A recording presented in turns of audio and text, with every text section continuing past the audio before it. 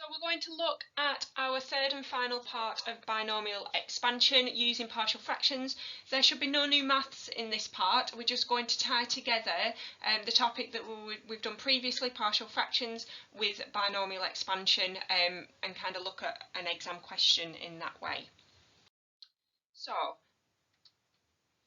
we have this question here. Pause the video and have a go at finding the values of a, b and c using partial fractions.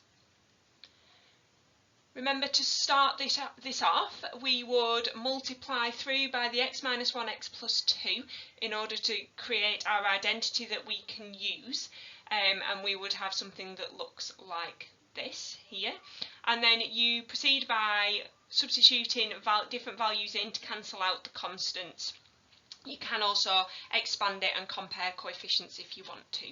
I'm going to do the substitution method. So let x equal 1, that will cancel out the a term, because we're getting a 0 here, and the c term, and just leave me with the b term, so I get 3b at this point.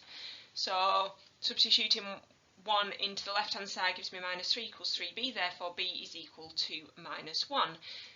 We're going to substitute minus 2 into here to cancel the other bracket out, make that 0. So that gets rid of the a term and the b term. It's a good method because if I've got the b term wrong, I've got a shot at getting the c term right here, which is always a bonus. And then when we substitute minus 2 in, I've got minus 12 is equal to minus 3c. c is equal to 4. Compare coefficients of x squared. You could, at this point, do coefficients of x or the constant term, but we're looking at x squared here. So I've got an x squared with the a. I don't have anything here with x squared in. So again, x squared is the best choice just because it's not reliant on my answer for b and my answer for c. I have a shot at getting this one right if I've got the other two wrong, hopefully. Getting them all right. So comparing x squared, we can see that a is equal to 2. We don't need to do anything else because when we read the question it says find the values of the constants a, b and c, which we have done. If the question said write as partial fractions, we would need to rewrite it out at the end. Just remember, we talked about when we did partial fractions substituting a value of x that is not 1 or minus 2 into this original expansion up here, so into the original fraction, and then substituting it into the fraction with your values of a, b and c, and that's just a quick way to check that you are on the right lines. Part B. Hence or otherwise. So that means that we could do it in a different way, but generally when you see the word hence, it means use part A, and this is going to be the most efficient way to complete the question. So we want to expand in ascending powers of x as far as the term x squared, giving each coefficient as a simplified fraction. So there's quite a lot of work to do here, but what we're going to do is start off by writing our fraction as the partial fractions with our value of a, b and c. So whenever you see that hence, you generally have to use the thing that you've simplified it down to. So if we look at what we've got here, I know that I'm going to need to do a binomial expansion on these, but I need it in the form 1 plus. So I need to bring that 1 to the front of the bracket. So I'm going to factorise out a minus sign. And when I do that, that can change that sign here. So maybe just take a moment just to convince yourself if you're not sure on that. What I'm going to do next is write this in index form. So they're both going to get a power of minus 1 on there. So it looks like this. And then this one here, again, I need it in the form 1 plus x. So I'm going to factorise out the 2. And when we factorise out the 2, it takes on the power minus 1. 2 to the power of minus 1 is a half. So that simplifies down to this. Okay, so just make sure you're happy with how to get from there to get to here, because the next step is the binomial expansion. So we're going to deal with each of these separately. So I want to do the expansion of 1 minus x to the power of minus 1 using the formula that we've been using all the way through. So we're just using minus 1, remember the brackets. I'm using minus x, not plus x, remember the brackets. That squared is going to make that positive, and then we would simplify that down.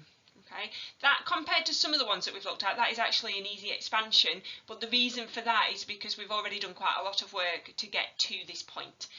Looking at our next expansion, we are working with this. It's almost the same in terms of the power is minus 1, so this bit, the numerators are going to be the same, and then instead of minus x I've got x over 2. Remember we've got a 2 leading.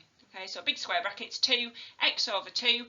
That 2 here, the squared, is going to make that x squared over 4. Simplify the square brackets down and then take the 2 into it. We're going to bring all that together. So the first term is 2. The next one was 1 minus x to the minus a half, but I'm going to use the expansion that I've just found, and the same with the last one. So putting all that together, we've got this here.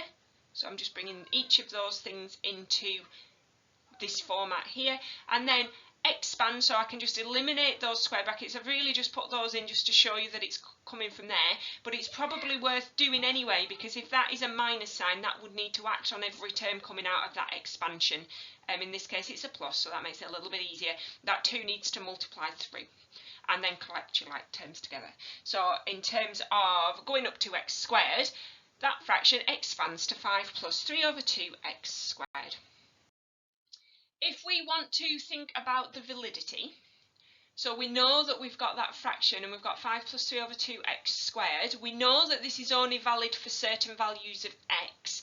So let's just have a think about which one, which again is a common exam question on this.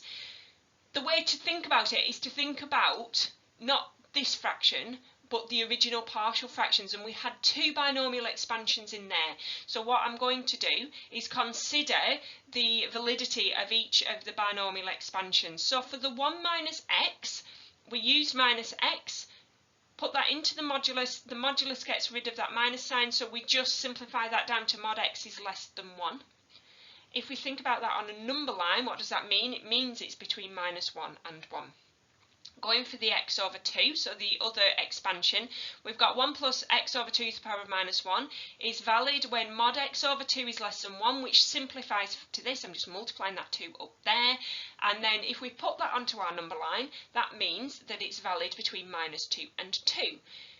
For the whole thing, for it to be valid for the whole thing, it has to work for both of those expansions, and therefore we're going to take the smallest of the 2, because if it's valid between minus 2 and 2, in this here, in this validity, we have this inequality already within it. So the minus 1 to 1 works for both of those. So the validity for the whole expansion is that one. So you look at each expansion separately and then pick the one that works for both of them, which is generally the smaller range.